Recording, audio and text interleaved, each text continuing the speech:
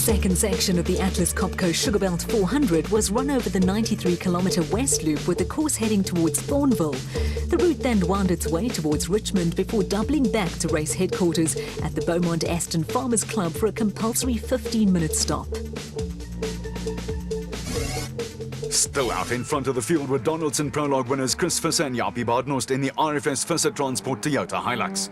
The pair had not put a wheel wrong all day, but were still under severe pressure, with Anthony Taylor and Robin Houghton losing 5 minutes in the pits at the end of the loop once the chase had been taken up by reigning drivers champion Duncan Foss and Robbie Howie in the second Castrol Toyota Hilux. The gap was only 20 seconds, with the race far from over and a grandstand finish still a very real possibility.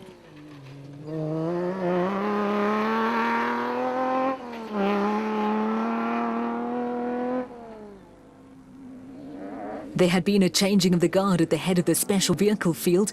Shamir Variawa and Siegfried Russo had managed to find a way past Cully and Quinton Silwald and were starting to consolidate their lead. The Silwalds were not yet out of the running, but had dropped 1 minute and 20 seconds behind the race leaders and needed to shift up a gear if they wanted to narrow the gap.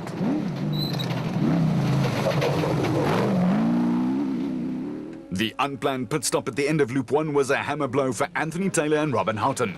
They were now 4 minutes behind the leaders, but would have to find a way past the special vehicle of Cully and Quinton Silwald, as well as Variawa and Rousseau, before they could think of mounting an attack on Foss and Howie.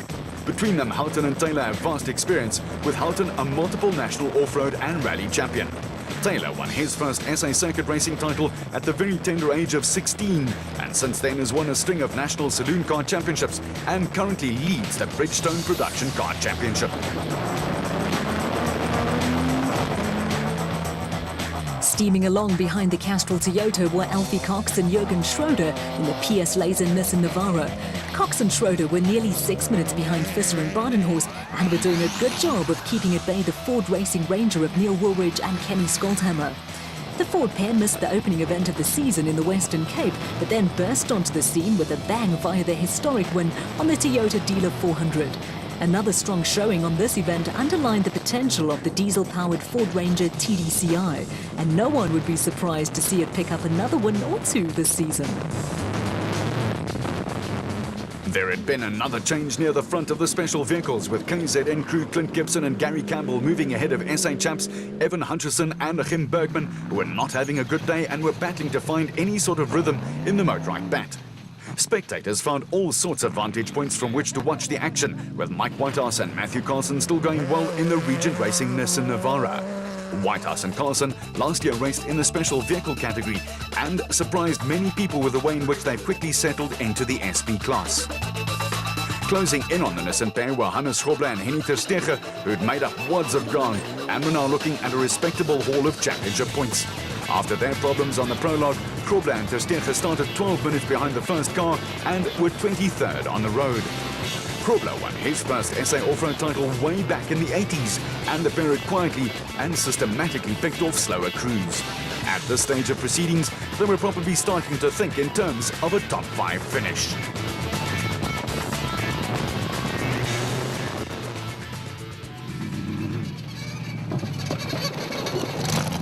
A good finish was still on the cards for Lance Trethewey and Robert Horner in the LT Earthworks bet, with the local pair ahead of Christian de Plooy and Henk Janssen van Vieren. The RFS Toyota Hilux was showing a few battle scars, but the young Pretoria crew had moved ahead of Ramon and Marek Besadenhout in the Red Star Raceway Toyota. Behind the Besadenhouts, another pair of Besadenhouts, brothers Johan and Dion, had taken over leadership of Class P from Mark Corbett and Rudy Balzer in the Century Racing CR3. The West Loop combined sugarcane sections with tricky forest tracks, and it was tough going in places. Graham Leith and Mark Lawrenson were still going strong, with Terence Marsh and Bucks Carolyn starting to close in on the Transcorp Ford Ranger.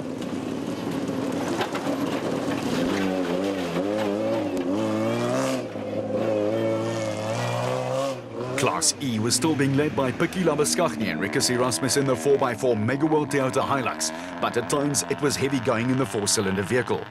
Behind the Toyota, the bat of Ken Gibson and Ralph Francis was chasing after the Class P leaders, and behind them, Marcus Taylor and Derek Keith have moved into the Class B lead in the JRE.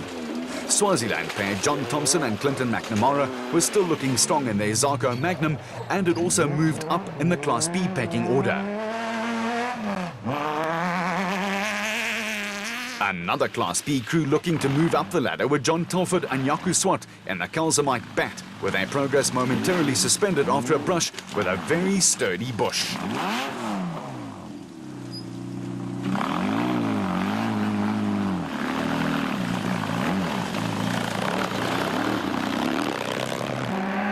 Local teams had taken command of Class B, and running in second place behind Marcus Taylor and Derek Keith were Mark Soror and Don Blakey, who were around 8 minutes in arrears. Behind them, young Lance Woolridge and Ward Huxtable were soldiering along in the Ford Racing Ranger and had plenty of ground to make up in Class E. Back at race headquarters at the Beaumont Aston Farmers Club, there was plenty to keep VIP guests and the kids entertained, while technical crews and team followers anxiously waited for cars to arrive at the designated service point for a compulsory 15-minute stop. Chris Visser and Jaapie Badenhorst had done a terrific job all morning in the RFS Visser Transport Toyota Hilux and were indeed first to arrive at the DSP. I must say that the second loop was quite rough, especially in the forest. It's really rough. It's quite, there's lots of 90 left, 90 right, so sometimes we overshoot, you think, reverse and wasting a little bit of time, but I must say Bucky's good and everything so far good. Just try to stay on the road. Shamir Variawa and Sigrid Rousseau led the special vehicle category, while Castrol Toyota's Duncan Force had not given up on catching Visser and Badenhorst. No, it's good. We've had a great morning so far. Car's well, car's great. Robbie's navigating perfectly. We just got to try and keep it all together and not, there's only 1 or 2 places where we can pass because we're in his dust the whole time. So we've got to make sure we don't make a mistake when we've got that opportunity. Otherwise, if we miss the opportunity, he'll get a gap in the dust and be dead again. So it's difficult. It's only in the forest. It's the only place where we can pass him. Former champion Shamir Variawa and Sigrid Rousseau showed plenty of patience before moving past Cully and Quinton Sorwalt, with roles between the two crews now reversed completely. Battling in the dust. The first loop we just remained behind Sorwalt, and second loop in the forest. We got him in the forest, waited. Eventually he made a mistake. Left past him, and that's how we're here. We'll see how the last loop is going to be. It's going to be dusty, but it's okay with the first special on the road, so we'll just try and maintain a constant consistency. There were no major problems for the Sorwalts, although a couple of errors had allowed Variawa and Rousseau to take over the lead. It's been good. We made a couple of mistakes here on the second loop, and Shamir got past us, but otherwise it's been fine. A little bit dusty now, but it's been good. A promising debut ended when the new diesel RFS BMW was towed into the pits after hitting a bank in the dust, and it had also been a tough old morning for Anthony Taylor and Robin Houghton in the second of the Castrol Toyotas. Yeah, it has been. We had a brake pipe that sheared off on the suspension arm for some reason, and so we nearly went over, which is about 30 k's from the end. So I came in on the handbrake, and the guys had to change it when we stopped in between the 2 loops. So I lost about 5 minutes. But yeah, we're lying third now, so about 5 minutes off Duncan.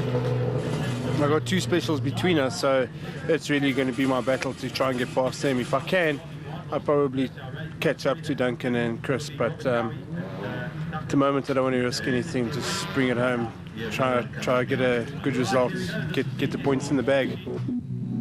Over in the Ford camp, Neil Woolridge was philosophical about the dust problem that affected everyone, but was hoping they could trace a gremlin that left the Ford Racing Ranger down on power for most of the morning. Yeah, very dusty, but I guess it's the same for everyone. But 20 kilometers out this morning, we've lost a lot of power at the bottom end, so we're really battling in the tight, twisty stuff, having to rev the car a lot to get it to go. So hopefully we can find the problem now and fix it. But yeah, it's very difficult driving with no low down power, especially on a turbo diesel. So we're battling a little bit, but otherwise the car's fine. Class P leaders Johan and Dion Besaidnout were having their first outing since the opening race of the season, and as far as they were concerned, it was a typical Sugarbelt outing, tough and exacting. Dit is lekker droog, baie stof, vreeslik tegnies, maar die ou Sugarbelt tussen die bome, oor die berge, tussen die riviere, Alles nog soos altyd. Maar is baie lekker, die kompetisie is baie taai daar buite. Class E leaders Piki Labiskachli and Rikus Erasmus were also happy with their lot. The route was technical, but from a tactical approach, not much was going to change for them on the final loop. It's very technical, but we're going fine at this stage, and we're not pushing too hard.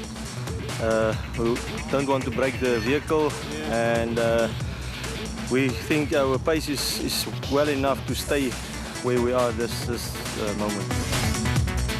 With a slender 54-second lead over Duncan Voss and Rob Howie, race leaders Chris Visser and Jaapie Badenhorst were again going to come under intense pressure on the final loop on what had already been an intriguing race.